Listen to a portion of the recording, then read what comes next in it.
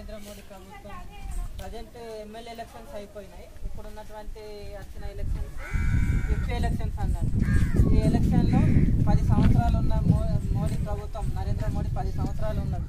ఇన్ని సంవత్సరాల్లో ఆయన మన దేశానికి, మన ప్రజలకు, కార్మికులకు కానీ, రైతులకు కానీ ఇలాంటి కనీస సౌకర్యాలు కానీ, వాళ్ళ గిట్టుబాటు ధరలు అవేవి కూడా కల్పించలేదు. కార్మికులకు ఏమో కార్మికుల హక్కులు కానీ, వాళ్ళకు సంబంధించినటువంటి చట్టాలు కూడా అమలు చేయకుండా కార్మికులకు అనేక రకాలుగా ఇబ్బంది పెట్టిండు. కాబట్టి ఇప్పుడు ఉన్నటువంటి పరిస్థితుల్లో బీజేపీ ప్రభుత్వం కంటే కొంత కాంగ్రెస్ ప్రభుత్వం ఇలాంటి ప్రభుత్వాలు మనకు వస్తే రేపు మనకు మంచి జరుగుతుంది.